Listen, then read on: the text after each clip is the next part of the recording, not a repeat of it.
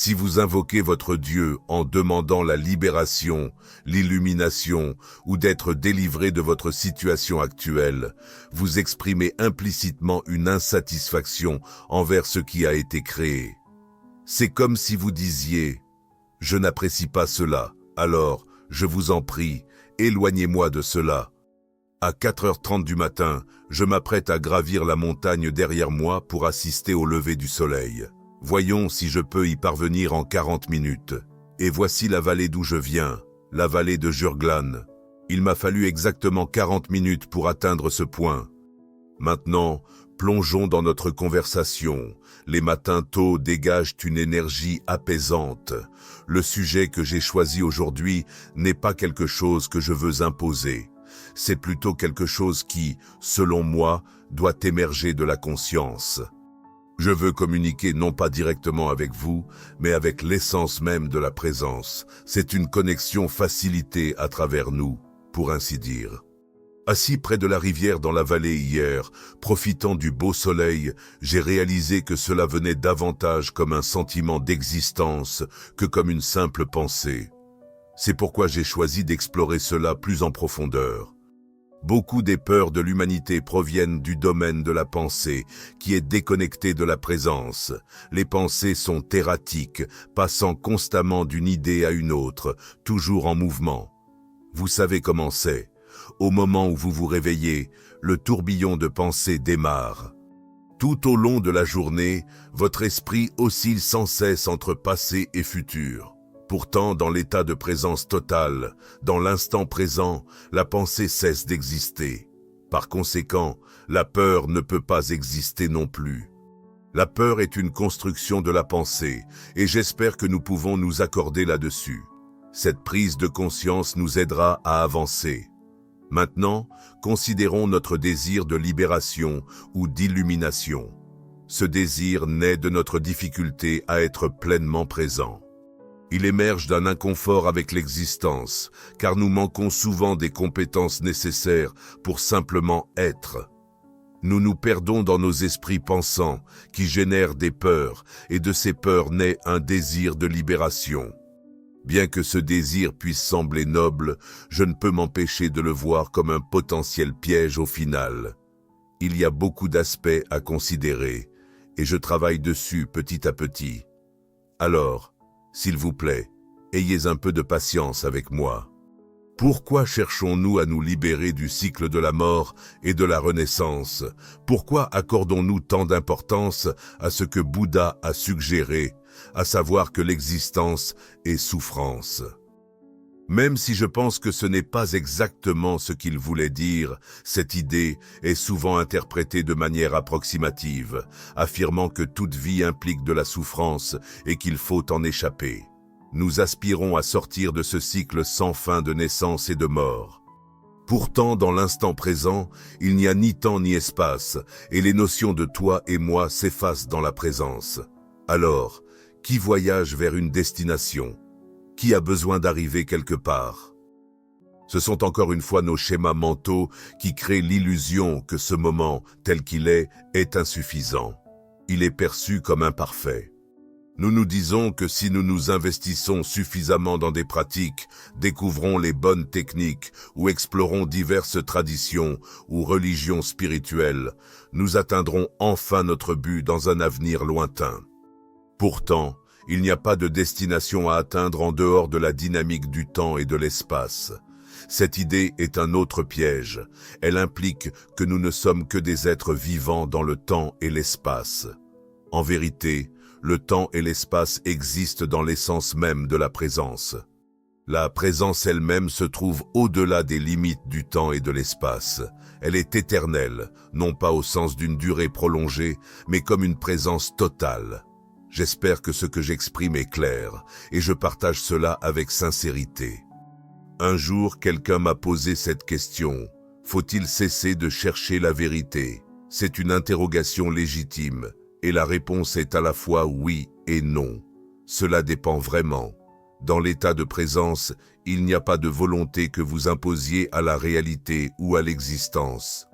Ce qui doit se déployer dans la présence se manifestera en son temps. Certaines personnes traverseront de longues recherches, s'engageant avec diverses méthodes en chemin. Finalement, elles pourront comprendre que cette quête ne peut pas les conduire à la destination souhaitée, car cette place n'est liée ni au temps, ni à l'espace. Notre véritable destination est déjà là où nous sommes, maintenant même. Parfois, le fait de chercher peut s'épuiser comme un feu s'éteint une fois consumé son combustible. En réalité, le seul rôle de la quête est de s'épuiser elle-même, vous laissant totalement présent, neutre, éveillé, brut, ici, sans aucune exigence. Si vous vous surprenez à prier votre divinité, demandant la libération ou l'illumination, en essence, vous envoyez à Dieu un message indiquant que vous désapprouvez la création. Ce sentiment suggère une certaine arrogance et il est regrettable d'exprimer une insatisfaction envers le dessein divin. Cela semble illogique, n'est-ce pas? Pourtant, il y a ceux pour qui la clarté arrive soudainement, comme une pluie qui s'abat sur eux. Ils se retrouvent sur un chemin sans voie définie, souvent déclenché par un événement marquant ou parfois sans raison apparente.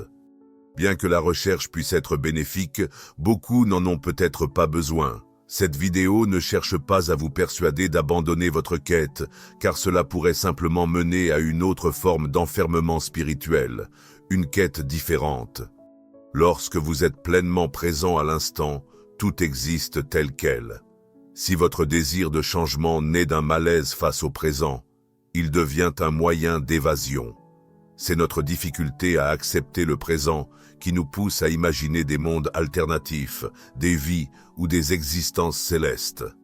Nous entretenons de telles pensées, renforçant ainsi l'ego. L'esprit se fait alors plus subtil, vous convainquant que votre désir actuel est justifié et important. Cette recherche est légitime car, finalement, vous atteindrez votre destination.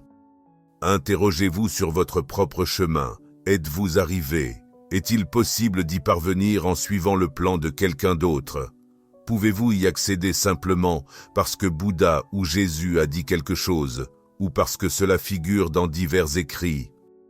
D'innombrables personnes se sont tournées vers ces textes. Alors pourquoi la majorité, voire beaucoup, n'ont-elles pas trouvé l'illumination? C'est parce que nous fonctionnons souvent en suivant les recettes conçues par d'autres, alors que la vie la plus authentique jaillit de l'essence intuitive de notre véritable moi. Ainsi, si vous êtes en quête, laissez-vous poursuivre cette quête. Ne perturbez pas votre propre processus.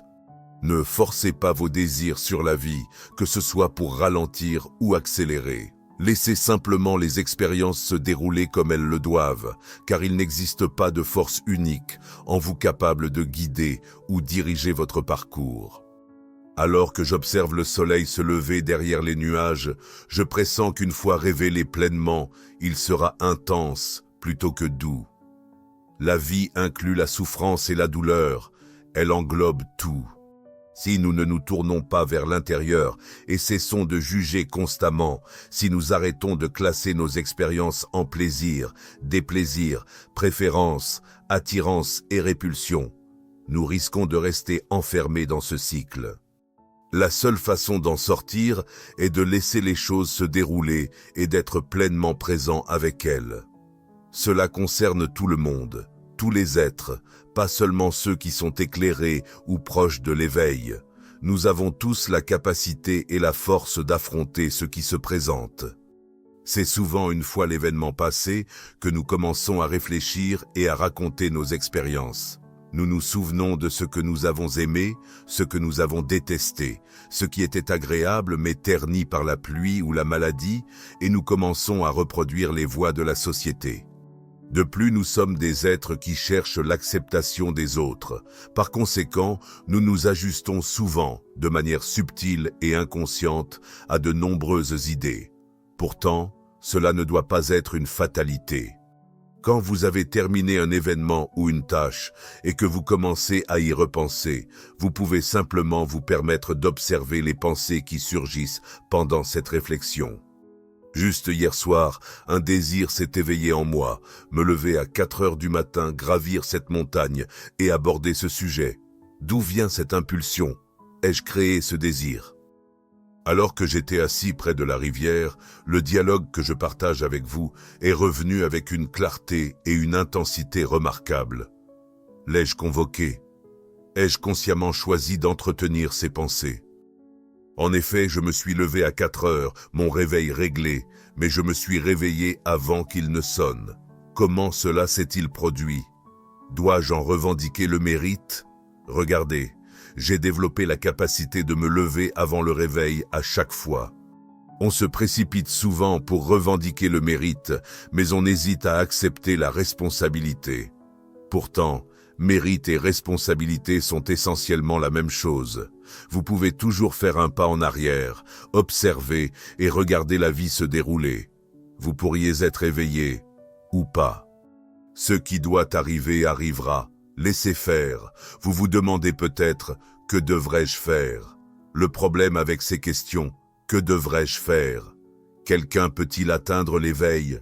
Puis-je le suivre? Pourrais-je partager cela avec cette personne? C'est simplement l'esprit qui travaille, réaffirmant la notion d'identité séparée.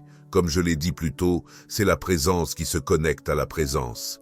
Il n'y a pas de vous et de moi. Le locuteur et l'auditeur sont tous deux présences. La division n'apparaît que lorsque l'esprit intervient et perturbe le flux. Pourtant, comme je l'ai souligné, il y a souvent un long chemin à parcourir pour finalement réaliser qu'il n'y a nulle part ailleurs où aller. Il n'y a personne à devenir. Il s'agit simplement d'un désengagement, d'un démêlage. Il s'agit de reconnaître là où vous avez toujours été. Vous ne découvrez pas la présence. Vous vous éveillez à la présence qui a toujours existé. Et vous cessez de faire semblant qu'elle n'est pas là. Le soleil s'est levé et j'ai hâte de vous montrer quelque chose de beau, de très beau. Encore une fois, maintenant que vous m'avez écouté, prenez un moment pour réfléchir et partagez vos pensées avec moi. Merci d'avoir échangé avec moi ce matin. Prenez soin de vous et à très bientôt.